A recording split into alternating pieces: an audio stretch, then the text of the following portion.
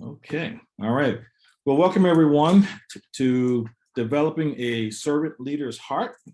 And we appreciate you being here for the second, or actually this is technically the third week, but practically speaking, the second week of Black Professionals Month, getting kicked off here on Sunday, October 10th. And so we're gonna get you started with a little bit of Black Professionals Month. So here we go. So as I look out amongst the crowd of you guys, I can tell that I am amongst friends and family and those who know me. So I'm gonna kind of skip over my bio here because I think probably you know most of it. I'm leave it up just for a second in case you may find out something about me that you did not know. And I am so pleased that you are here though. So we're going to get ready to jump right on in and talking about developing a servant leader's heart. So what do you want to be able to expect today? We're going to learn what a servant leader's heart is, the value of a certain servant leader's heart, and the characteristics of a certain servant leader's heart, and what you can accomplish with a servant leader's heart. John Maxwell says, why you lead and the way you lead are important. They define you and your leadership and ultimately your contribution. So servant leadership for me is definitely a key to how I want to be defined and ultimately the contribution I want to make to those who are a part of my team and who are working with me to accomplish and fulfill visions and objectives and so on. So what is a servant leader's heart? A servant leader's focus is on serving others rather than serving themselves or being served by others. A servant leader meets people where they are so they can climb to the top alongside them rather than charging ahead. Servant leaders have their focus on others. Paul said, do nothing from selfish ambition or conceit, but in humility count others more significant than yourselves. For a shepherd, everything is about the health and preservation of the sheep. The good shepherd lays down his life for the sheep. To be a leader in God's kingdom requires us to have our mind on the needs of others, not on ruling others. The principles, the foundational platform of servant leadership comes from the role model of Jesus Christ. And so there's no way for me to really start this conversation without bringing Jesus Christ front and center into this presentation and discussion. So as we go along, please feel free to jump in with any questions, comments that you have. There's no need to wait to the end with your questions or anything like that. This is an interactive and engaging discussion, and just feel free to jump right in. And I'll be able to catch your, if you will, basically probably the best thing is to use the reactions so that I'll see it, because I am going to be probably presenting quite a bit from this PowerPoint, and I don't have the you guys on my screen where I can see you. So if you put your reactions on, I should see those reactions on the screen here. Okay, so as we keep going, the value of having a servant leader's heart. I came across this woman, Liz Theophile, and you're going to find this, I think, pretty interesting. And she did this TEDx talk about how to lead with a heart. And so I'm going to play this right now, and I hope you find this as inspiring as I did. Leadership. Who here considers themselves a leader? Maybe you're a parent, or you might be a business owner. Or what about an older sibling? Or maybe you just want to go around the world telling people how you're going to solve all the problems. But what kind of leader? Is it someone that really leads with power? Maybe it's hierarchy. Maybe it's fear. Or are you a leader that is open-minded and leads with the heart. Today, I'm going to share with you what it's like being a leader that leads with the heart. Many years ago, I started a new role in a new company.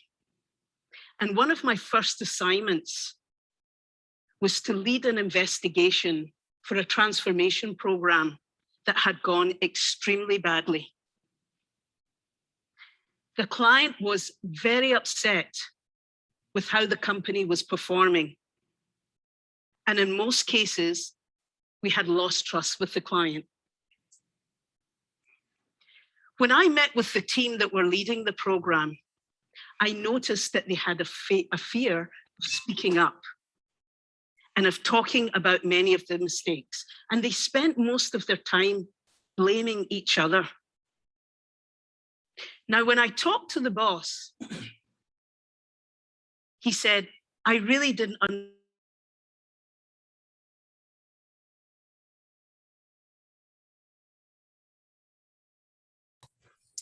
Jerome, you mute yourself so we Right. can't hear.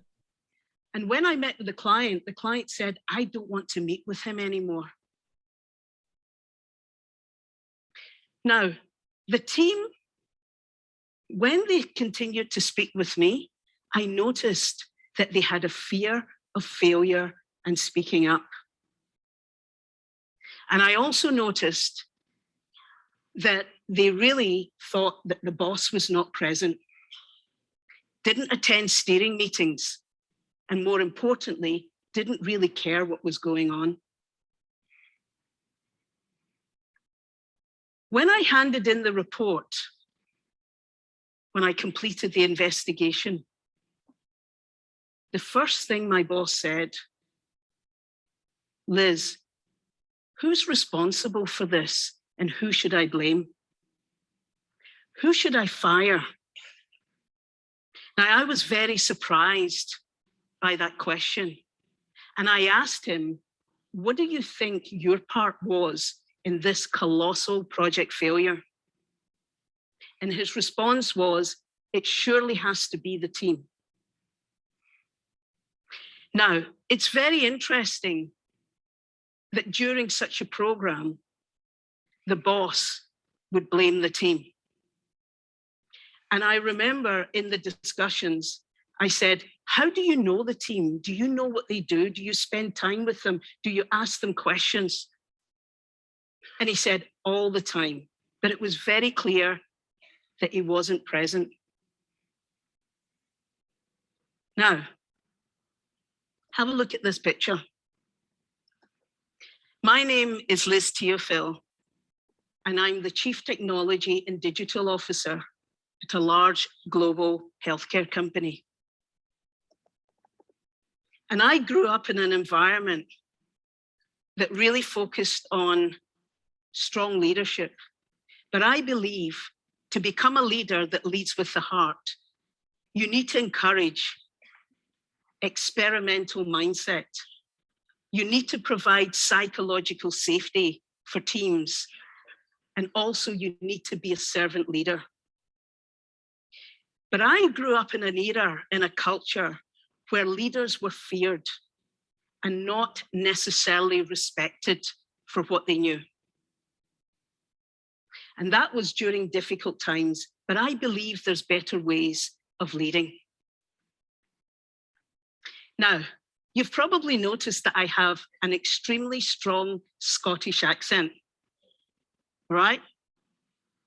Yes, I grew up in Scotland, but I don't have all the mannerisms of a Scottish person. I'm more like this. I'm very proud, I'm strong, and I'm determined. But I recognize some of the mannerisms of my boss and the team in myself, especially when I was a young leader. When I started off, I was very technical. But when I started to evolve from a technical expert into leading teams of technical people, I used to micromanage. I used to check on everything that was happening because I knew many of the solutions and the answers. And I'm sure that was very intimidating for the teams. But I know that there is a better way by leading with the heart where you can motivate and inspire teams.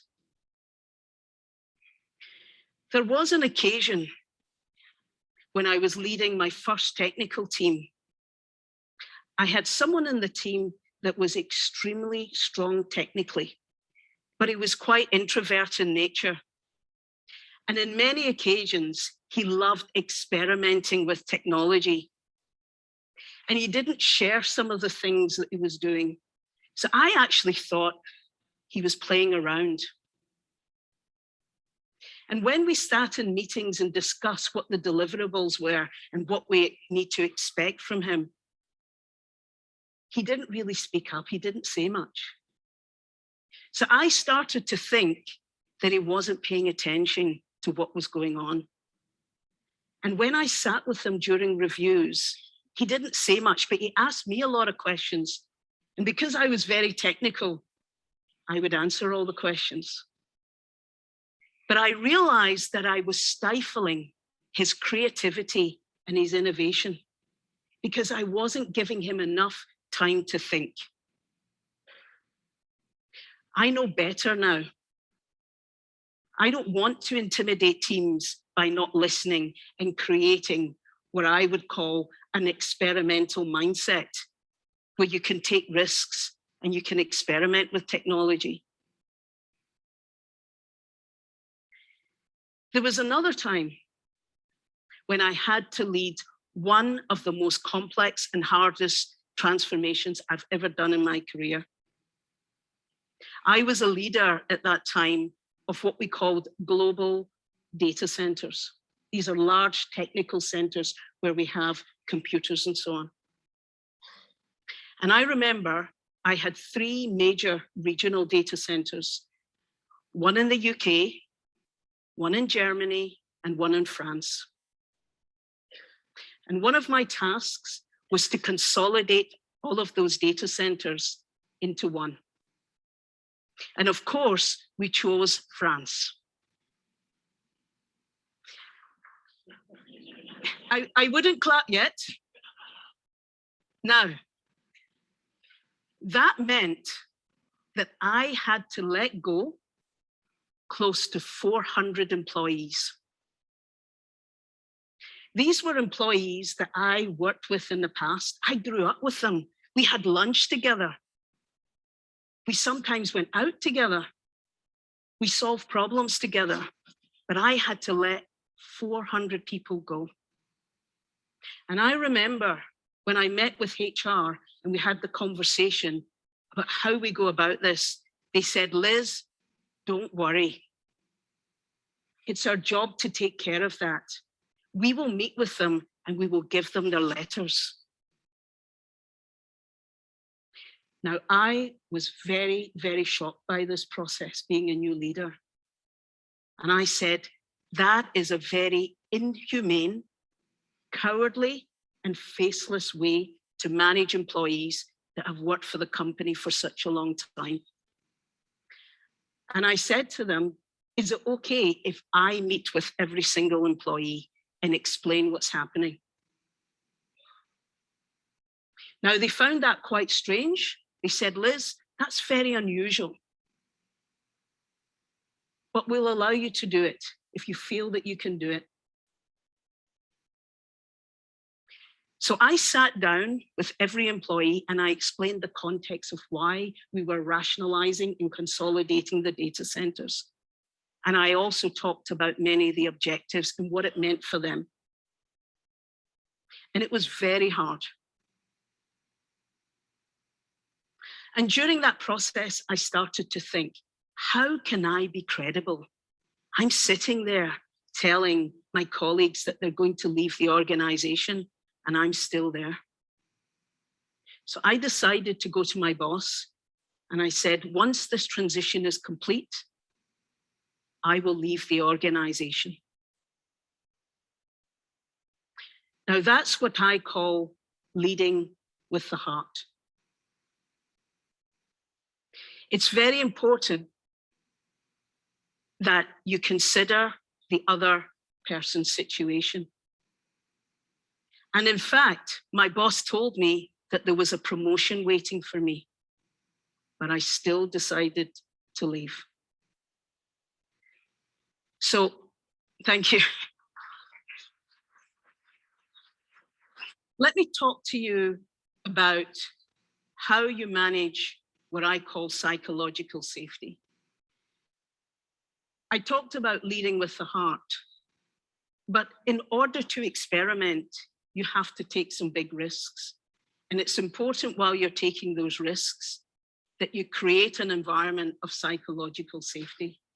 And I typically do that with allowing my team to give me feedback, because that helps to understand the other point of view.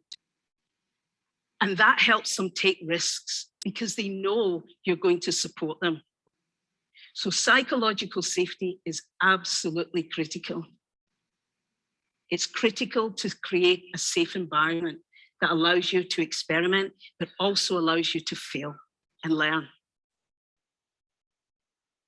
But feedback sometimes is very hard as a leader because you think you're strong. But being a servant leader means that you're able to take the feedback. And it also means that you're able to change. So I believe in being that servant leader. So if I can just leave you with a couple of things from my presentation, I hope it demonstrates how you can lead with the heart. So I have 3 things, but you only need to choose one of them because I would like you to practice one of them. So first of all,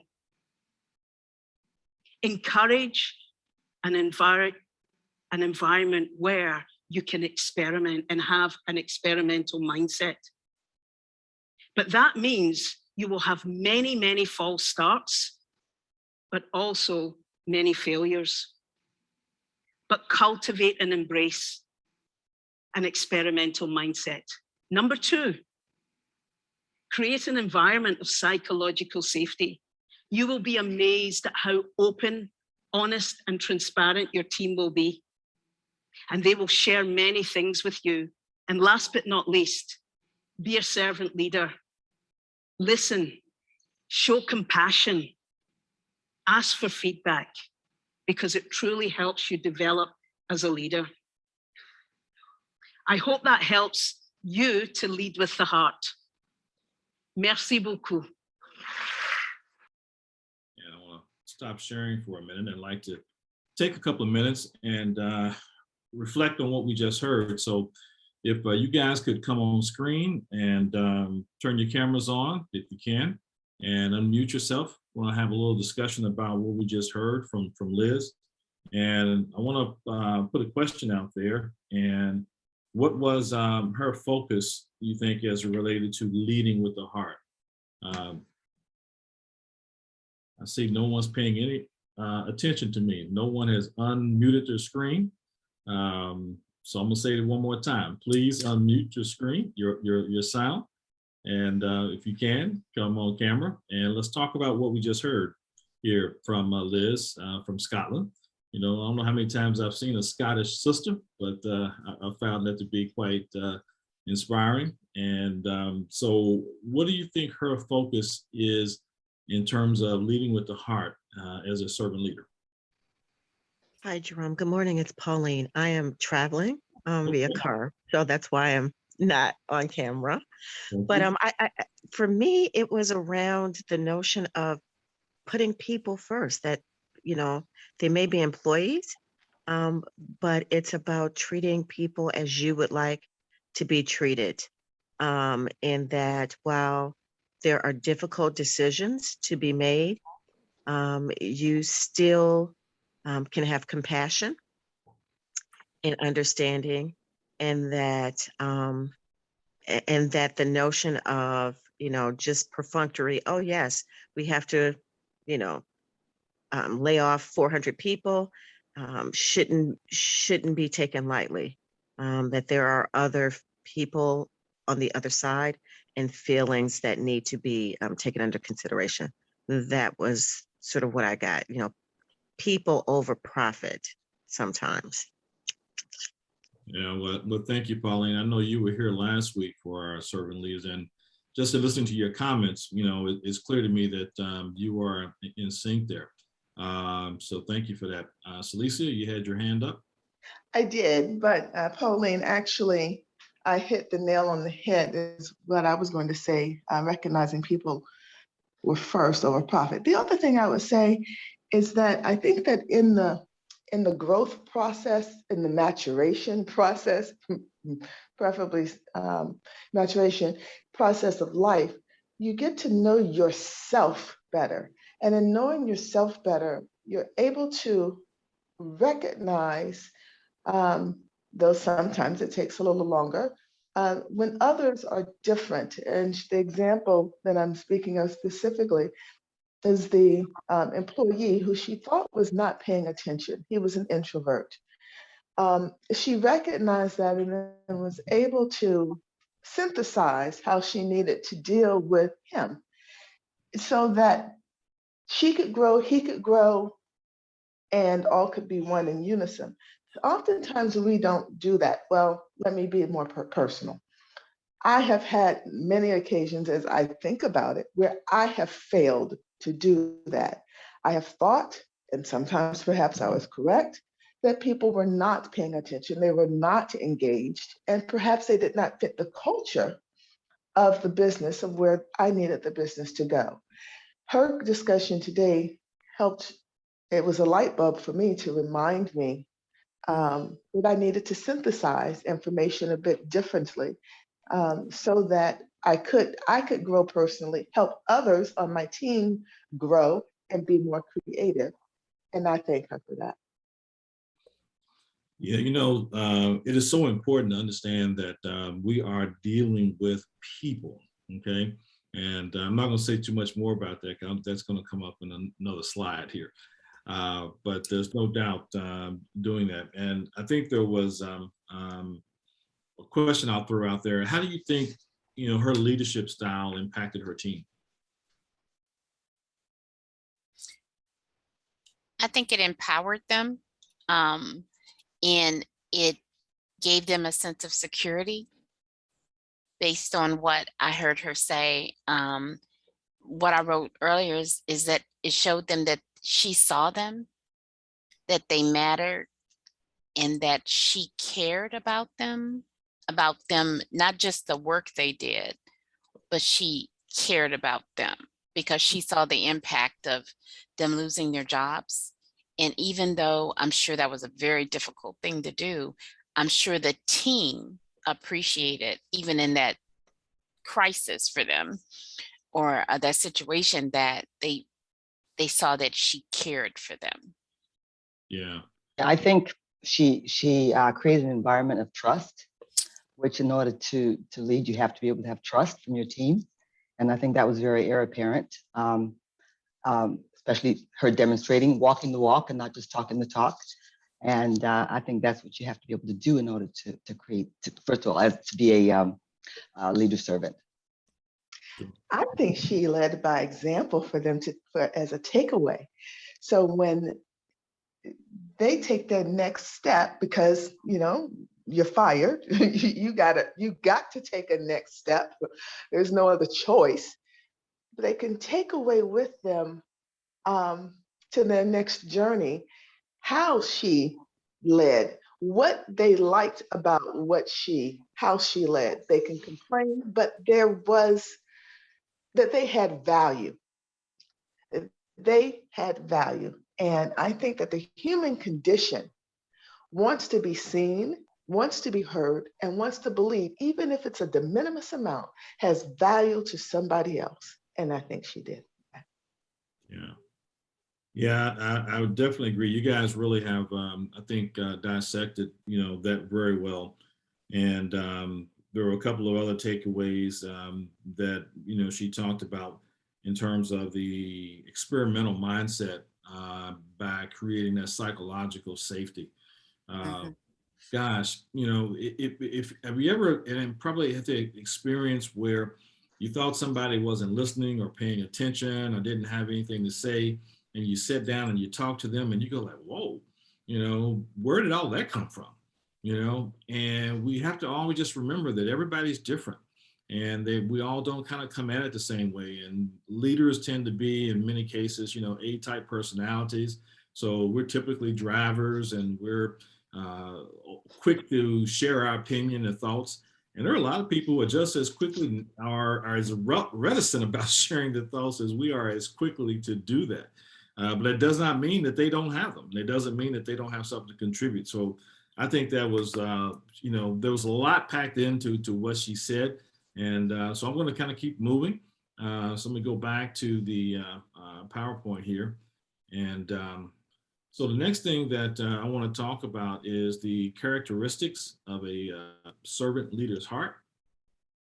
And as we've already heard, it's really about people first, and there's no doubt we think about the Maya Angelou statement here, and that people don't always remember what you say, don't always remember what you did, but boy, they remember how you make them feel. And so I think that we as leaders, today's world, the top-down, traditional, I am here to be served versus I am here to serve you. That model is not extinct because it's still in effect, if you will. But it is definitely not the progressive, it is definitely not the empowering kind of role of leadership. And if you talk to millennials today, if there's one thing that I know millennials want is this: they want to be heard. Okay, and one of the worst things that you could do if you're managing and leading a team that has millennials on it is not to hear them. And my youngest daughter, Naomi, definitely kind of prepared me for the millennial lifestyle, because she was definitely always as wanted to be heard. As you look at this graphic on the right side, it talks about the servant leader is a servant first. It begins with a natural feeling that one wants to serve, as opposed to wanting power, influence, fame, or wealth. And that was a statement by Robert Greenleaf, who's considered by many to be the father of servant leadership in terms of the model and the philosophy. And so as it relates to people first, we should never forget those we lead are people. They all deserve to be treated with dignity and respect, no matter what title they have or job they perform in the organization. I remember my mother was a true servant leader, and she probably never ever used the term servant leader, but her actions always demonstrated it. And the things that she would impart and pour into us, were definitely indicative of that. And I remember her always saying to us that whenever you see somebody, let me back up and put the first part of this to it. She was a social worker, and she was a supervisor at the social services department for the state of Kentucky. And nothing would probably get her pissed off faster than whenever there was a client in their office and someone on her staff treated them as if they were less than. She truly always made sure to treat everybody with dignity. And I remember her once telling me the story of when, after she had finished getting her college degree, she was working for a retail store in downtown Louisville. And the only thing that she could do at that time, despite that she had a college degree, was wash the windows at the store. And she felt a little bit conscious about that. She was a college graduate, and washing windows in the store and right there on the street. This was way before the days of malls. So we went to stores, and most of the stores sat right there on the street. So she would get to work early and get her window washing out of the way, hopefully before, other people came. But she would also tell us about how to treat other people with dignity. She would always say to us that no matter where you find somebody or see somebody that even when you see them in the gutter, always speak to them and treat them with dignity. But she would also add, that doesn't mean that you have to get into the gutter with them. but you always treat everybody, with dignity. And so this last piece here where we're saying in every exchange, treat them as I should say God directs us to treat others. And that's with love. And most people say in this instance to treat others as you would have them to treat or as we want others to treat us, which is the golden rule. And actually was another one of the things that my mother poured into us all the time as well. But I've taken a little bit of a different slant with that, because I find that everybody doesn't, necessarily ascribe to the same philosophy of how they want to be treated that I can align with. So I rather use God as the model in terms of how we should treat people. And we know that God tells us to treat people with love. Help people to find fulfillment, okay? People have a fundamental need that must be met, and it goes beyond basic necessities, and the desire to do something fulfilling is really that basic need. And we have a responsibility as leaders to give meaning to their job and talk about the purpose of that organization and how employees fit into that purpose. The philosopher Nietzsche says that we can endure anyhow if we know the reason why. And I have really leaned into that philosophy, into that statement. And sometimes maybe even to a little bit of to the extreme. I will spend quite a bit of time explaining to someone who's working with me on a team why something is being done. And what I find about that is not only does it give them a greater perspective about what we're trying to accomplish, but to me, it empowers, it unlocks their ability to be able to give really focused feedback. It helps them to really be able to feel empowered, because now you're not just saying, I need you to turn this screw, a quarter of an inch to the right. Well, whenever I say, when you turn this screw a quarter of an inch to the right, it will unlock the door and allow the people to come in. But if you turn it a half inch to the right, it will go past the unlock and stay locked. So it's important that we only turn it a quarter of an inch. Just little things like that sometimes help people to understand why you're doing something. And the purpose here was to let people in the door. And so the point I'm making is that we want to help people to know why things are happening and what the objectives are that we're trying to accomplish. When they're doing that, inevitably, anytime that you delegate, give instructions to somebody, some variable will come up along the way. And if they have no context in understanding why they are doing something, their ability to adjust or adapt to the variable that comes up and stay on task and stay on objective is really limited. Too often the purpose of the organization and how employees fit into their purpose is not shared. Help them to be proud to tell people where they work and what it is that they do. If the people that work with ICABA think that all that we're about is putting on events so that people can come and get the content and engage, man, they're missing the boat. They need to know that we are here because we are trying to help people to connect, collaborate, build a trusted community that will allow us to enhance leadership and wealth generation that makes us a self-determined people. That's why we do what we do. And if people think that we're just doing it because we want people to come to a bunch of events, they're going to totally miss the boat. Grow our people.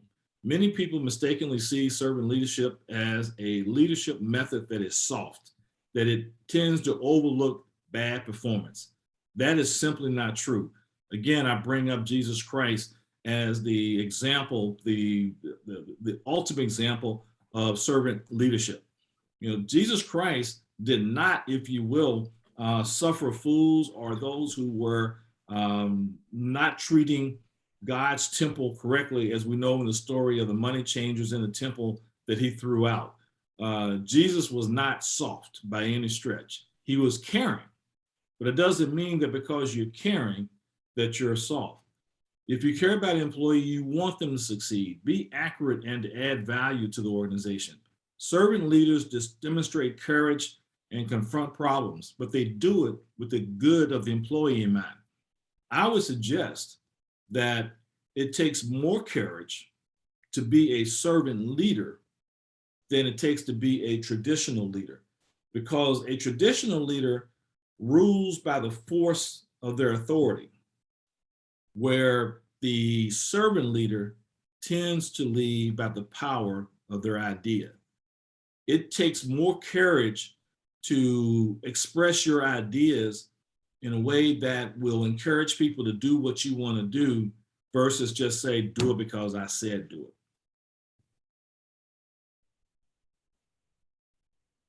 What can you accomplish with a servant leader's heart? This last piece here is something that I used last week, and I felt like it was really relevant to this discussion about a servant leader's heart.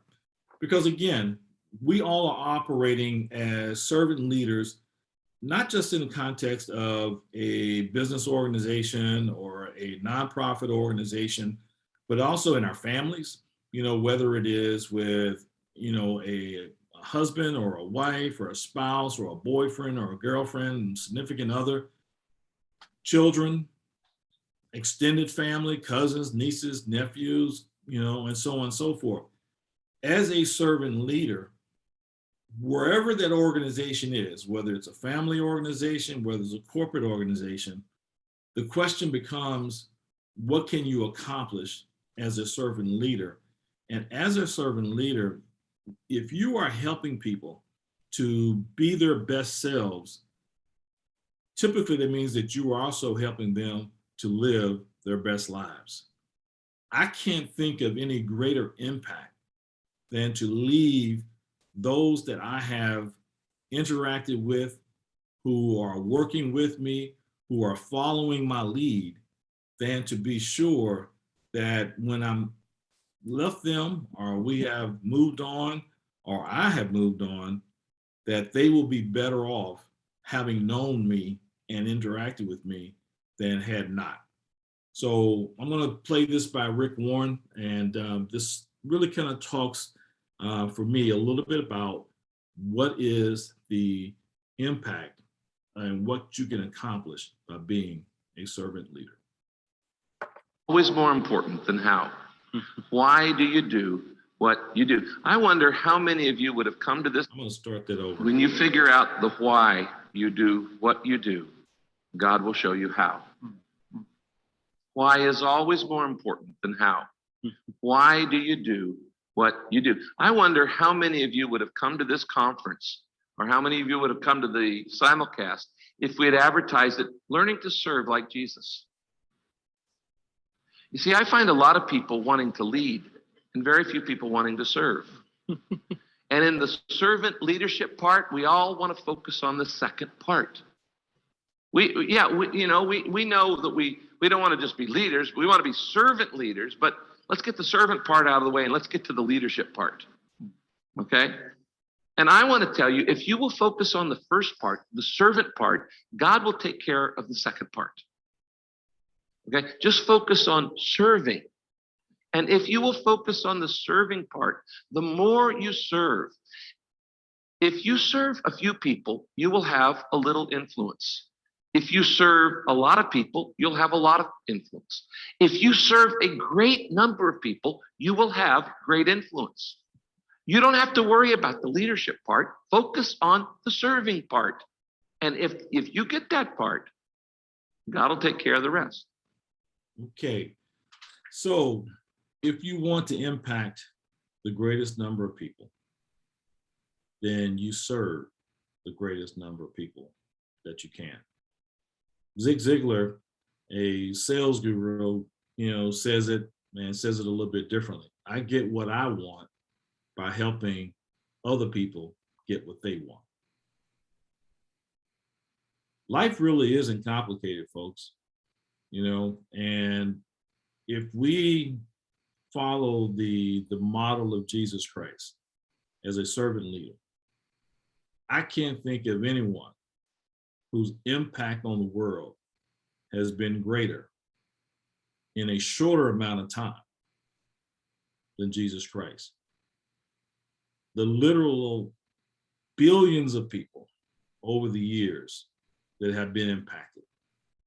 People who still look to, serve, follow Jesus Christ and what he accomplished during the short time on the face of the earth. No other leader can even come, not close, but even in the universe of what Jesus Christ's, role model and model leadership has been. So as a business person, if you're thinking about, okay, how can I be most effective? How can I be most efficient? How can I impact the greatest number of folks in order to get to what I'm trying to accomplish, to fulfill my vision, to meet my objectives? Guys, I don't think there's any better way than to serve the people in order to help them be able to accomplish those things.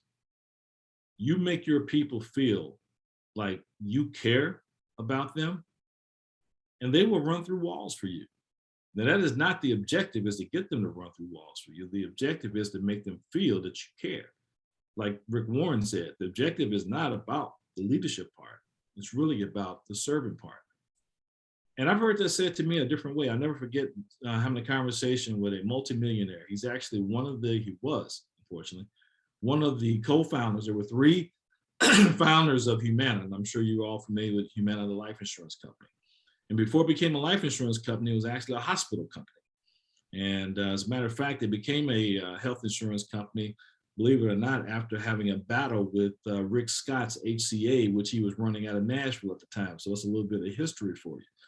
But this guy, I happened to chance to meet him at an event, and knowing, that this was a multimillionaire, the press had shared in the media that he had Picasso's, hanging on his wall as you walked into his home and that kind of thing. And so I asked him, I said, what is it about, to do in order to be successful in business? And he said something to me that I'll never forget, and it's similar to this whole thing about servant leadership.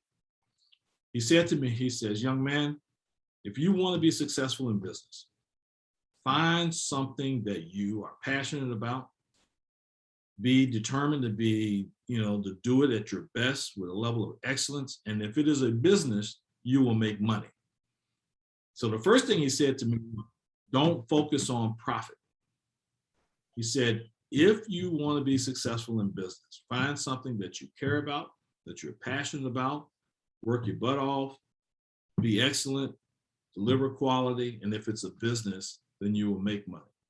One of the things that, is a corollary to what we're talking about with servant leadership right now is we have to focus on the things that allow us to be successful, not the success itself. All too often, everybody or many people focus on the metrics of the success. But, that old saying, if you focus on the pennies, the dollars will take care of themselves. If you focus on the people, then the productivity and the profits will take care of themselves. So I'd like to open up for Q&A at this point, and Q&A and comment and suggestions.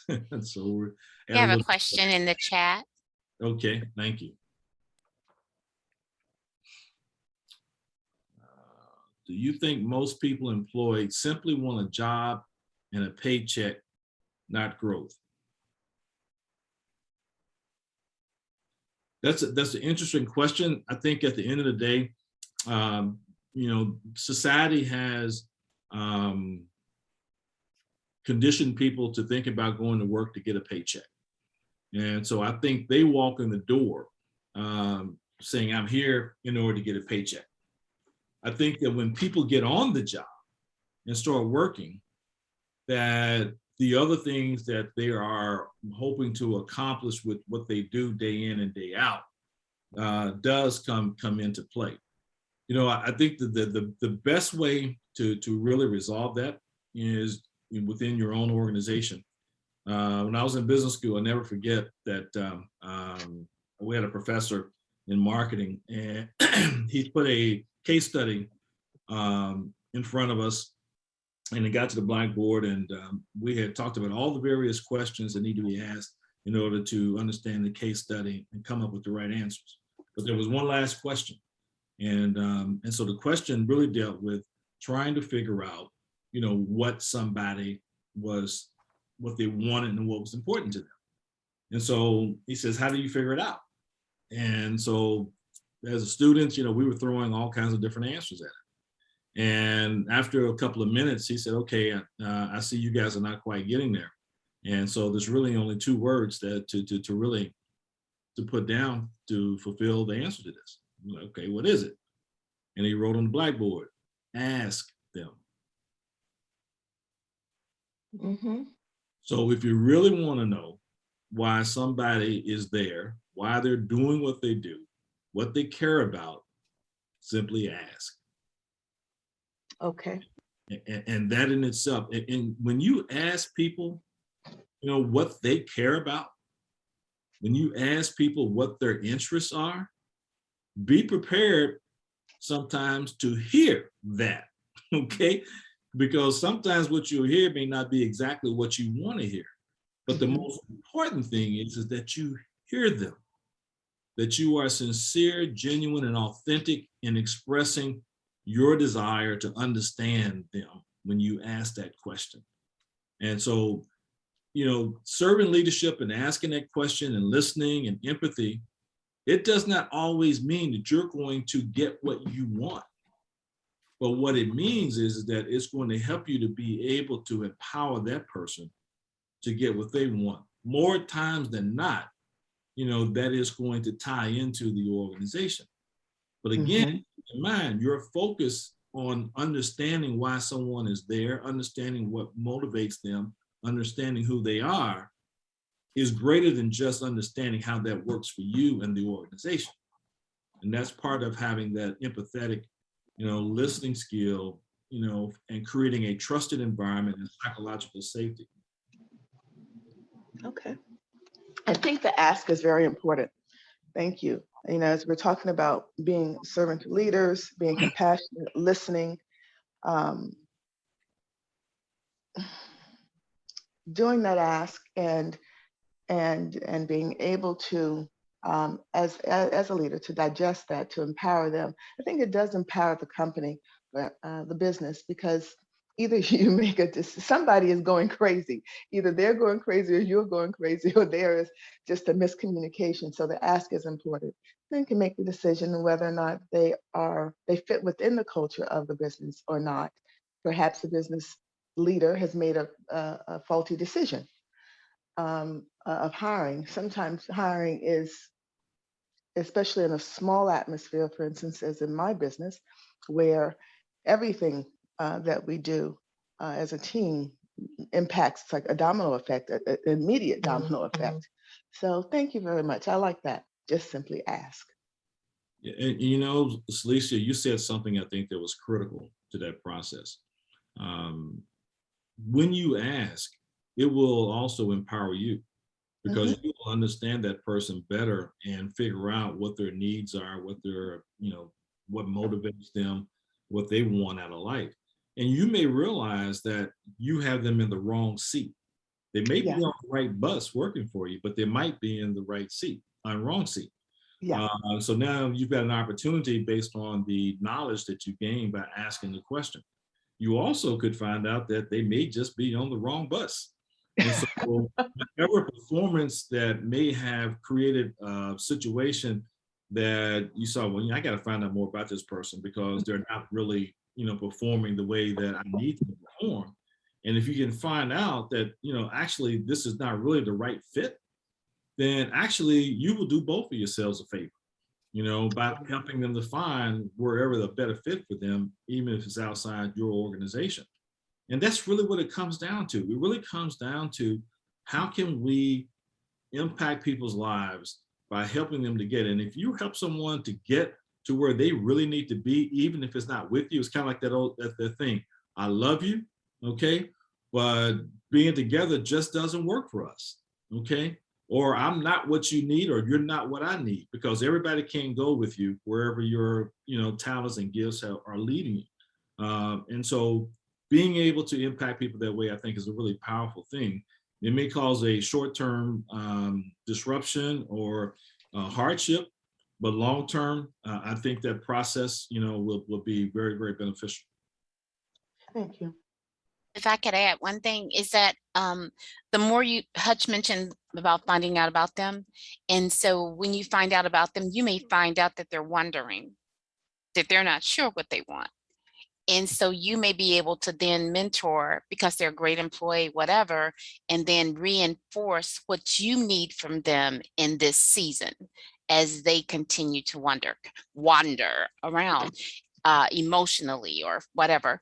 But most importantly, I think is the more I find out about them, the more you'll be able to find out, like I said, are they in the right seat? That kind of thing. Because I had a couple, and one other thing, I don't know if you do vision boards, but I did a thing Yeah, where I have not done technically, I guess, a vision board for the business. I've done it for myself. okay, so if you take a vision board and let them do the vision board, half of the page or half of the big sheet is their personal vision, and then the other side is the organization vision, and then see how they interact or how their personal vision connects to the vision of the organization. And then that helps them decide, is this the right fit for me? How is this connected? And shows that they're interdependent and not different, if that makes sense. Yes. Yeah. Yes, it does. Thank you. Yeah, I think that can be, really powerful to help people to see the correlation between their personal aspirations and the company's or the organization's objectives, and to be able to see that in a visual way that stays in front of them. Yeah, I like that, Johnny.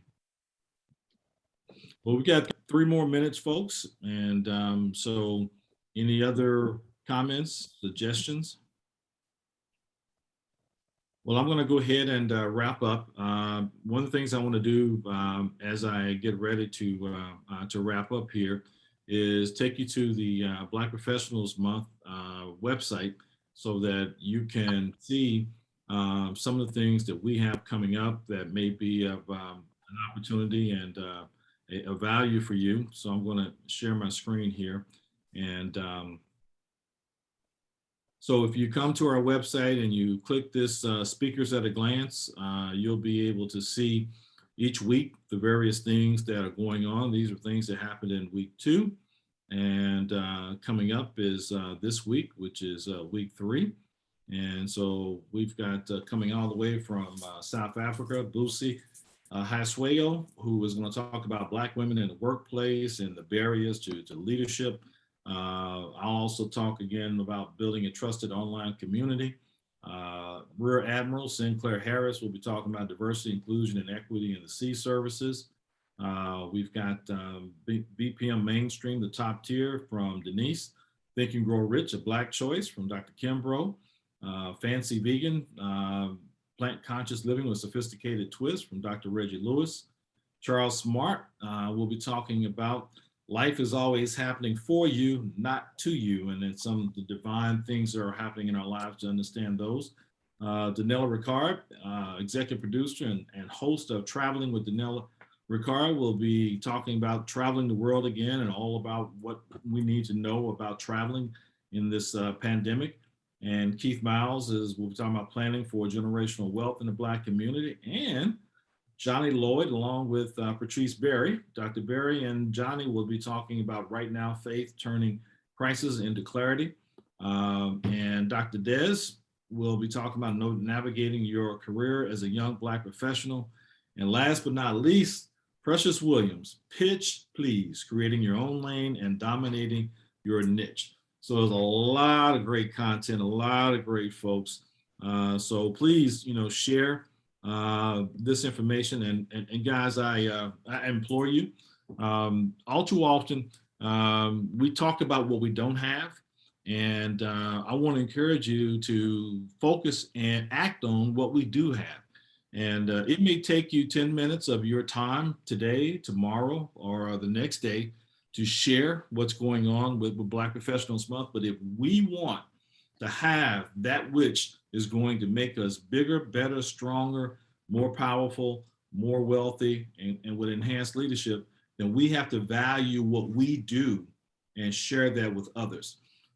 John Conyers had said to me years ago as a college student, when we were talking about Dr. King's birthday becoming a national holiday, as he was the author of that legislation, he said, young man, if Black folks ever made Dr. King's birthday a holy day, then we wouldn't have to worry about white folks making it a holiday. So folks, let's make Black Professionals Month something that we value and share with other folks, because then we can make us the holy day that we need to be. We can make us the value that we know that we are. And we thank you for coming and being here with us today. And we will share this video on our ICABA World Community Black Professionals Month mastermind group. So you'll be able to see the replay there, and enjoy your day. And we look forward to seeing you again. Thank you very much. Thank you, Hutch.